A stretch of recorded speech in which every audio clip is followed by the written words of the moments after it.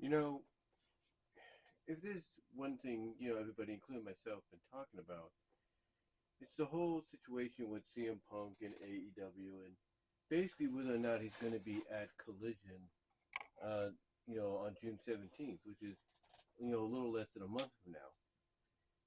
And it seemed like, for AEW, all the pieces were in place for it to happen. But then you get these reports coming out that one of the requirements that CM Punk wants to have, I guess you could say, given to him, if not, abided to him and everything for taking part in this, is the return of Ace Steel in a behind the scenes producer role, because him and CM Punk, as I've mentioned, others have mentioned, have a long history, since the days in Chicago, where they were part, along with Colt Cabana on occasions, part of the Second City Saints. And Ace Steel also, I think, as I've mentioned, mentored CM Punk. At least helped him get into business and stuff. But now you have a situation to where, after what Ace Steel did during the brawl out, which caused him to be let go, now you have a situation to where if he comes back, you know, how are not only fans, but how are the wrestlers going to accept, excuse me, there, how are they going to accept this and kind of kind of work with it, if you will, acknowledge it, and that's a good question. Now, apparently, reports came out that Ace Steel was hired back months ago, but that it wouldn't be done in a way that CM Punk was hoping for. That instead, he would be hired in a remote role. Basically, he'd still produce, but not there physically. If you understand what I'm saying, that he'd be basically remotely producing, like via call, video conference, whatever. And this did not sit well with CM Punk, apparently, because Chris Jericho, even in the meeting they had, said, "Yeah, we can make that work for you. We can make that happen." And apparently, yeah, they made it happen if you believe it. But the result is it's not the way Punk wanted it, or even Chris Jericho probably envisioned that Punk would want it. Because I think Chris Jericho, when he basically said, "Yeah, we can make that happen," probably was envisioning, "Hey, we'll get Ace Steel here, we'll put him on Collision, and we'll be fine with it." But then on the other hand, I don't think he anticipated Tony Khan, whoever gave Tony Khan the idea, that Ace Steel needs to basically be remotely not, anywhere near the venues that AEW, Collision, or even Dynamite will be part of or taking place in. And again, this did not sit well with Punk because that's what he was hoping for. And because of that, Punk once again has had a falling out with AEW. And because of that, all the material that was promoting him being part of Collision had to be changed to not include him. And this was done at the request of AEW to Warner Bros. Discovery, who's putting a lot of money into the latest, investment for AEW over the next several years when it comes to Collision and exclusivity to AEW program. But the question is obviously, you know, will Punk, despite what's going on here, be part of Collision? Will he be there? You know, because right now everything is set in. Right now, unless things change, Tony Khan is expected to announce the debut episode, to take place at the United Center in Chicago, and have the subtitle of the Second Coming, which is a play off the First Dance, which was Punk's AEW debut and return to wrestling after 7.5 years. But is he going to be able to make that announcement?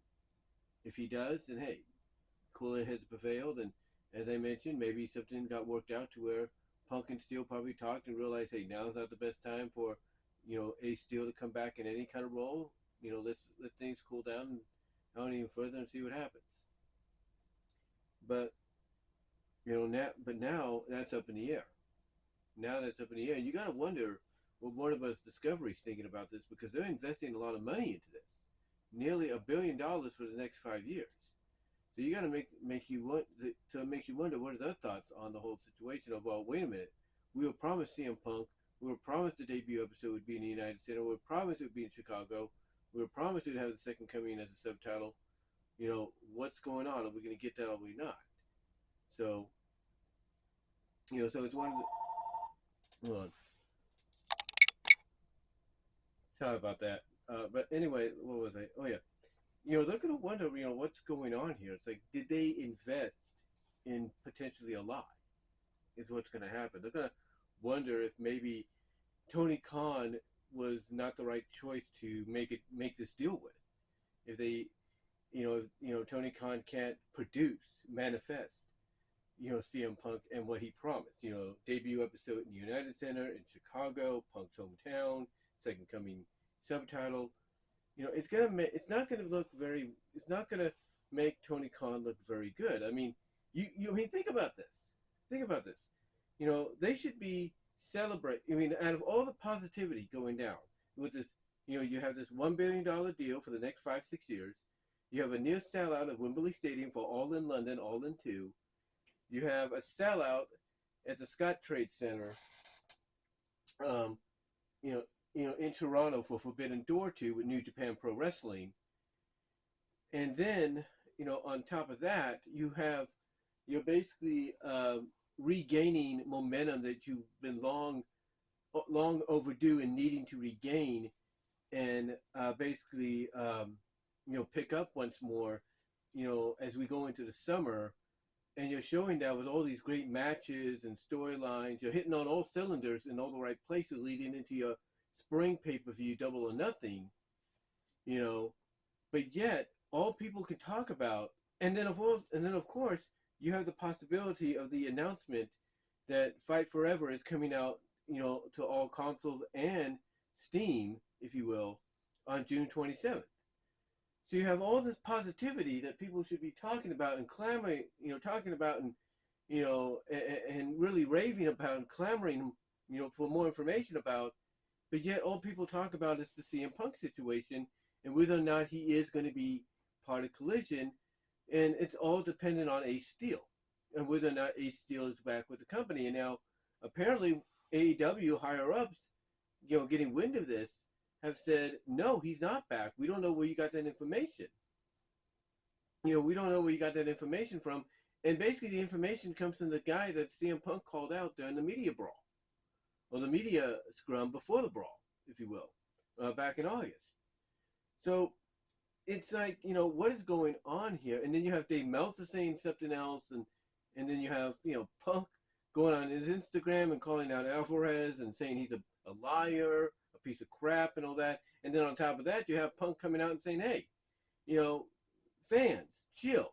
This tribalism that you guys are going through, picking on, picking a side that you feel is right or wrong over the other, basically no matter what kind of wrestling you watch, that's dumb. That's dumb. You don't know me, basically, by extension, I'm assuming he's saying not just speaking for himself, but for everyone in wrestling. It's like, you don't know me, you don't know us, go eat grass. Basically, stop tribalism over certain things or being critical about certain things, and just enjoy the product or not enjoy it. I'm assuming that's what Punk was trying to get across. Not just about him, because it mainly did sound like him addressing the fans like, hey, you don't know me, you don't know what's going on, go eat grass. To me, that's more of an extension of, hey, you don't know me, you don't know any of the men and women that work in the same genre I do, so please, don't speak of something that you may not have any business of or any knowledge of, basically. And to me, he's not just speaking for himself, but he's speaking, like I said, for everybody in the business that fans always seem to want to be in the know about. They always want to, feel like, okay, we have to know about this person, we have to know about that person, and yet they should just leave well enough alone. And that's the thing; they should just leave well enough alone, but they don't want to. They don't want to. So I think when he made that promo on Instagram, or did that Instagram shoot, if you will, where he said that to the fans about the tribalism and all that, he's not just speaking about himself or what's going on in AEW behind the scenes with the Elite and all that, but it's also by extension for all of wrestling and everybody else that has to deal with something like that. But again, you got all this going on, and that's all people want to talk about. They don't want to talk about all the positives, like AEW hitting on all cylinders now when they need to, having the near sellout in Wembley Stadium, having a sellout at Forbidden Door 2, basically, getting this new deal of $1 billion a year for the next 5 years or something like that, or $1 billion, not a year, but $1 billion for the next 4 to 5 years. It's like all everybody wants to talk about is, CM Punk and AEW and whether or not they're going to be able to, see eye to eye, and whether or not, Ace Steel's connection with Punk is going to either, cost, AEW Punk and maybe their trust, and maybe Warner Bros. Discovery's trust with AEW and Tony Khan, or if Ace Steel and Punk, as I've mentioned before, will come to a realization that, hey, now's not the time, now's not the time to bring, Ace back. Let's just wait until cooler heads prevail in the long run and go from there, or at least see what's going to happen in the long run, going on from there. But yeah, it's one of those it's just one of those situations to where it's like, people should be talking more about, the good news, the more about the positives that AEW is, having right now. All the, them hitting on all the cylinders, from the in-ring action, storytelling, and all that. They should be talking about all that, and all they want to talk about the Punk, AEW, and Steel drama, and whether or not Steel, being back or not is going to hinder them getting Punk for, Chicago, for the United Center, for Collision's debut under the subtitle, The Second Coming, and by extension, whether or not it's going to hinder or not the relationship with Warner Bros. Discovery, because that's the last thing they need.